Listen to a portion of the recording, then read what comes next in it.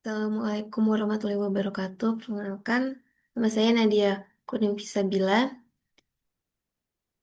Di sini saya akan mempresentasikan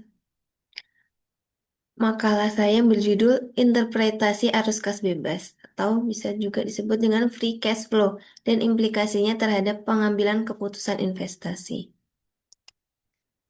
Inilah, jadi laporan keuangan adalah catatan informasi keuangan suatu perusahaan pada suatu periode akuntansi yang bisa digunakan untuk menggambarkan kinerja perusahaan tersebut. Nah, jadi pada dasarnya laporan keuangan adalah hasil dari proses akuntansi sebagai alat komunikasi antara data keuangan atau aktivitas perusahaan dengan data atau aktivitas tersebut. Jadi laporan keuangan sering disebut sebagai produk akhir dari proses akuntansi.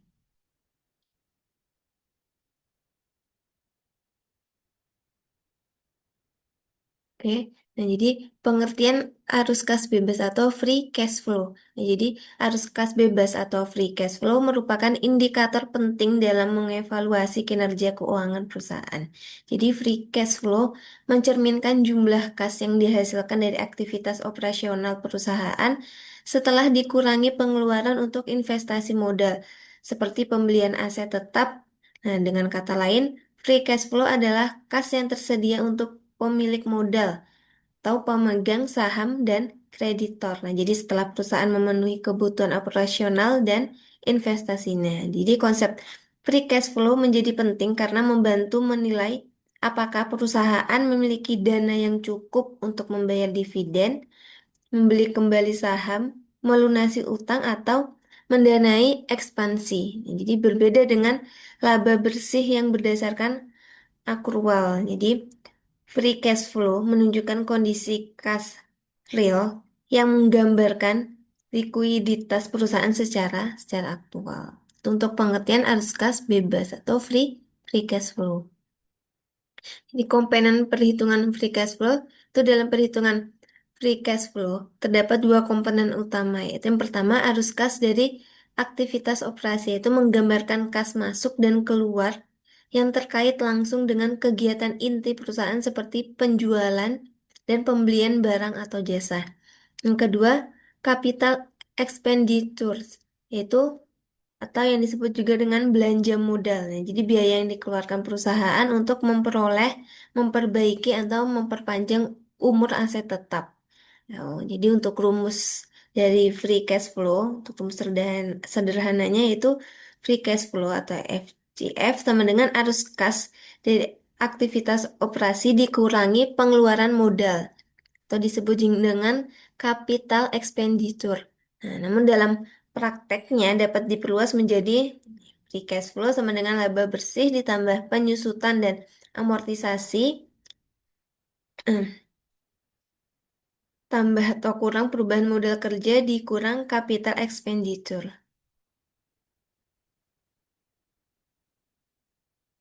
Jadi, kemudian tujuan dan manfaat free cash flow. Ya, adanya free cash flow memberikan manfaat strategis bagi berbagai pihak, yaitu bagi investor, yang pertama bagi investor. Free cash flow menunjukkan potensi perusahaan dalam membagikan dividen atau melakukan buyback saham. Nah, bagi manajemen, yang kedua bagi manajemen. Nah, jadi free cash flow dapat digunakan untuk menilai efisiensi operasional secara menyusun strategi ekspansi.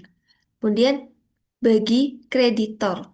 Nah, jadi free cash flow menunjukkan kemampuan perusahaan dalam membayar utang dan bunga secara tepat waktu. Kemudian kelebihan dan keterbatasan free cash flow. Apa aja kelebihan dan keterbatasannya? Nah, untuk kelebihan, yang pertama tidak mudah dimanipulasi karena berbasis kas. Kemudian yang kedua, memberikan gambaran nyata terhadap kapasitas likuiditas perusahaan. Kemudian yang ketiga, lebih akurat untuk menilai potensi pertumbuhan jangka panjang. Itu untuk kelebihan free cash flow. Nah, untuk keterbatasannya free cash flow yang pertama, nilainya dapat berfluktuasi besar tergantung timing investasi. Kemudian yang kedua, menyesatkan bila tidak dikaitkan dengan strategi jangka panjang perusahaan. Yang ketiga, free cash flow negatif tidak selalu buruk. bisa menunjukkan investasi agresif. Kemudian ada implikasi free cash flow terhadap keputusan investasi. Nah, jadi free cash flow merupakan komponen vital dalam proses pengembalian keputusan investasi. Jadi, investor cenderung memilih perusahaan dengan free cash flow positif dan konsisten karena mencerminkan kemampuan untuk memberikan imbal hasil yang stabil. Dalam analisis fundamental, free cash flow digunakan untuk menghitung valuasi saham melalui metode discounted free cash flow atau disingkat DCF. Jadi manajemen juga menggunakan free cash flow sebagai alat evaluasi untuk mempertimbangkan dia apakah perlu dilakukan ekspansi usaha, kemudian apakah dividen dapat dinaikkan, apakah utang harus dikurangi. Nah, jadi free cash flow yang sehat menciptakan fleksibilitas keuangan dan meningkatkan daya saing perusahaan di mata investor. Kemudian klasifikasi aktivitas dalam laporan arus kas.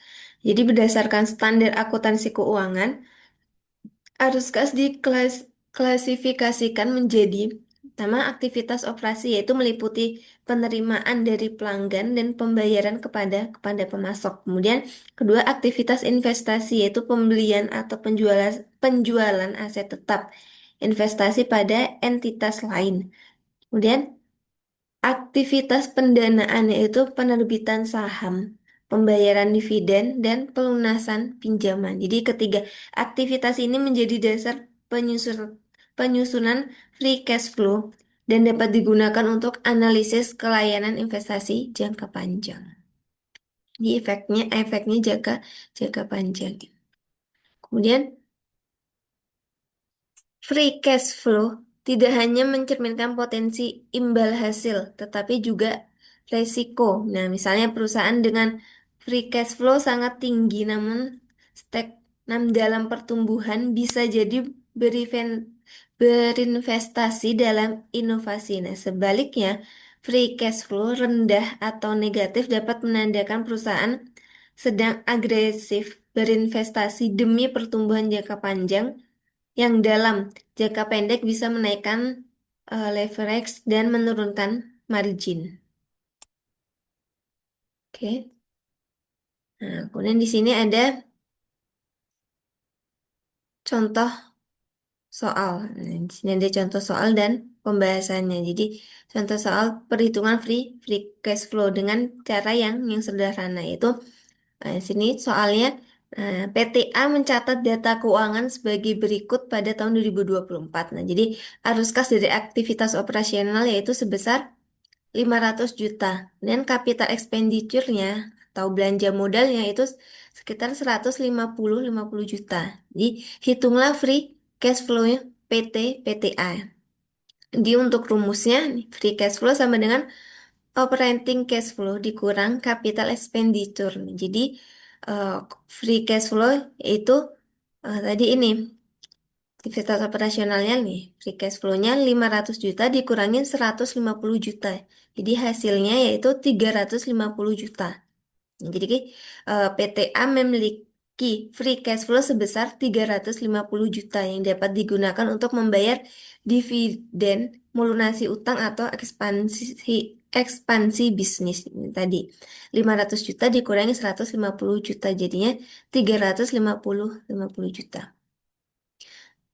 Nah, ini untuk soal yang kedua lengkap dengan penyesuaiannya, yaitu untuk soalnya PTB melaporkan informasi sebagai berikut, yaitu laba bersihnya 200 juta, beban penyusutan dan amortisasinya 50 juta, perubahan modal kerja bersih itu kurang 20 juta, itu penurunan modal kerja. Nah, capital expenditure-nya yaitu 80 juta.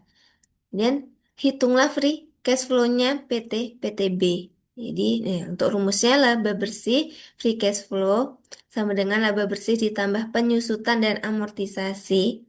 Terus tambah kurang perubahan modal kerja dikurang capital expenditure. Maka tadi free cash flow-nya 200 juta ditambah 50 juta ditambah 20 juta dikurang 80 juta. Hasilnya 190 juta. Ya, jadi PT BIM memiliki free cash flow sebesar 190 juta yang mencerminkan kondisi keuangan yang baik. Nah, di sini ada juga studi kasus singkatnya itu interpretasi keputusan investasi. Jadi PTC memiliki free cash flow positif sebesar berapa? 1 miliar dalam 3 tahun terakhir. Nah, manajemen tidak membagikan dividen dan tidak melakukan investasi signifikan. Jadi, pertanyaannya free cash flow yang besar, tetapi tidak digunakan untuk investasi atau pembagian dividen bisa menimbulkan kekhawatiran. Itu kalau untuk segi positifnya, perusahaan sedang mengumpulkan kas untuk investasi strategis besar. Untuk segi negatifnya, perusahaan bisa dinilai tidak efisien. Nah, karena tadi itu apa sih namanya, tidak membagikan dividennya, tidak melakukan investasi signifikannya. Jadi untuk segi negatifnya nih, tadi perusahaan bisa dinilai tidak efisien menggunakan dana atau tidak memiliki strategi pertumbuhan jangka panjang. Jadi investor mungkin menilai saham PT Gema kurang atraktif meskipun arus kas kuat karena tidak ada pengembalian pemegang saham atau pertumbuhan signifikan. Oke, cukup sekian presentasi dari saya, mungkin banyak kesalahan kekeliruan nih yang saya ucapkan. Saya mohon maaf yang sebesar-besarnya. Wassalamualaikum warahmatullahi wabarakatuh.